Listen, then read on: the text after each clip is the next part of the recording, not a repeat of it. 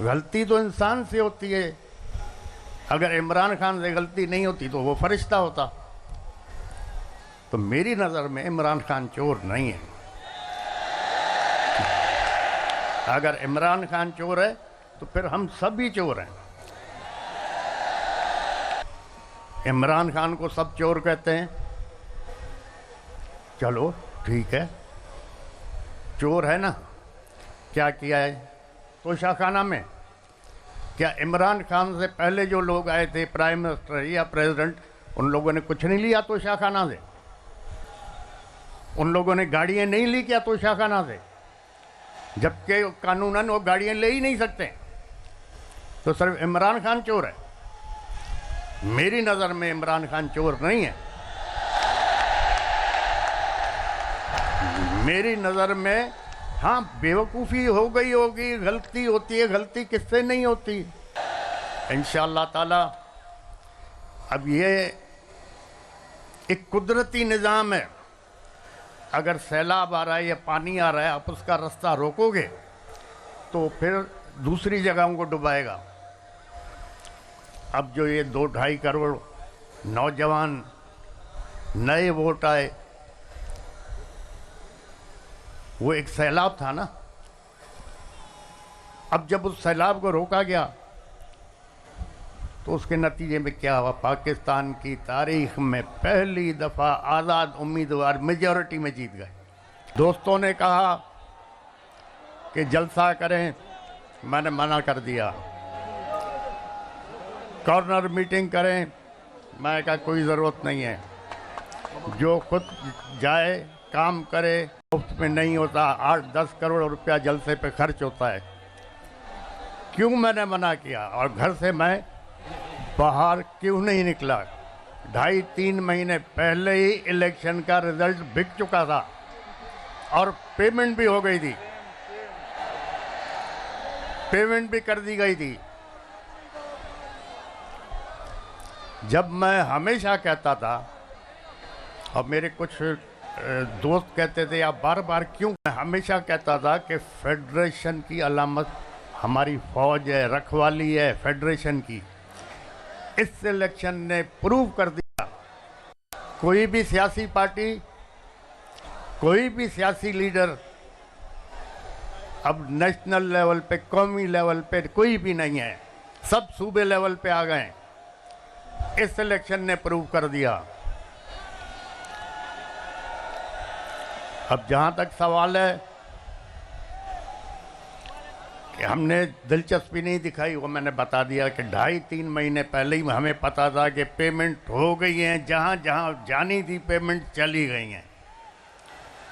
बाकी ये हमारा एक आईनी हक है कि हम एहतजाज करें, प्रोटेस्ट करें, लेकिन हमारा प्रोटेस्ट, एहतजाज जो इलेक्शन में डाका डाला गया है उसके खिलाफ है।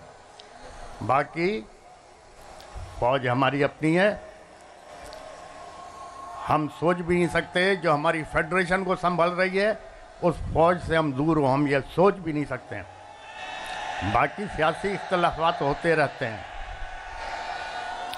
और सियासत से मैं थोड़ा दूर इसलिए रहता हूँ क्योंकि मैं हमेशा कहता हूँ जो जितना अच्छा झूठ बोल सकेगा उतना अच्छा लीडर बन सकेगा।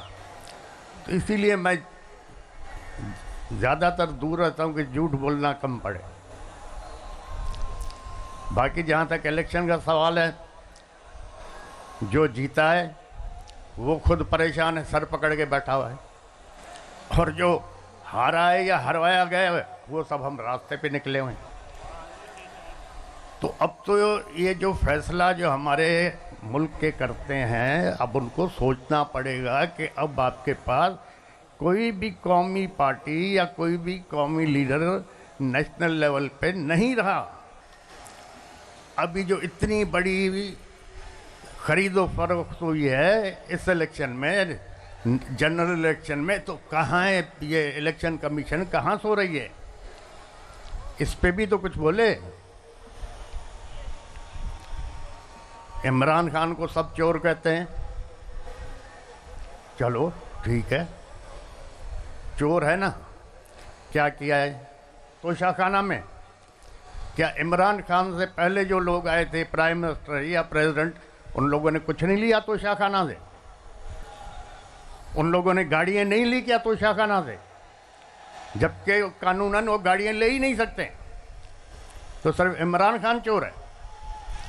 मेरी नज़र में इमरान खान चोर नहीं है।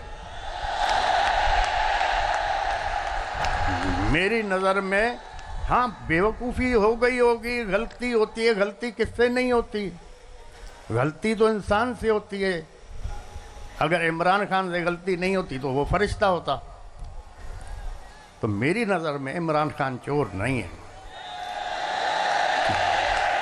अगर इमरान खान चोर है तो फिर हम सभी चोर हैं। इंशाअल्लाह ताला अब ये एक कुदरती निज़ाम है। अगर सैलाब आ रहा है या पानी आ रहा है, आप उसका रास्ता रोकोगे तो फिर दूसरी जगहों को डुबाएगा। अब जो ये 2-2.5 करोड़ नौजवान नए वोट आए, वो एक सैलाब था ना। अब जब उस सैलाब को रोका गया तो उसके नतीजे में क्या हुआ? पाकिस्तान की तारीख में पहली दफ़ा आज़ाद उम्मीदवार मेजॉरिटी में जीत गए। सबको डुबा दिया उन्होंने। ये तो पीटीआई के नौजवानों ने, बच्चों ने, लड़कियों ने, औरतों ने एक कमाल करके दिखा दिया। न उसके पास सिंबल, न किसी को निशान का पता पड़ रहा था, और न फिर कोई सोच रहा था कि आज़ाद उम्मीदवारों को वोट मिलेंगे, लेकिन मिल गए। तो अगर किसी इस मुल्क में अगर आप इंसाफ नहीं दोगे, इज़्ज़त नहीं दोगे, तो लोग फिर इंसाफ के लिए अलग रास्ता निकालेंगे। काफ़ी वक्त पहले अखबार पढ़ रहा था तो उसमें लिखा हुआ था कि जनाब 2 या 3 आदमियों को फांसी की सज़ा हो गई। 8-10 साल केस उनका चलता रहा।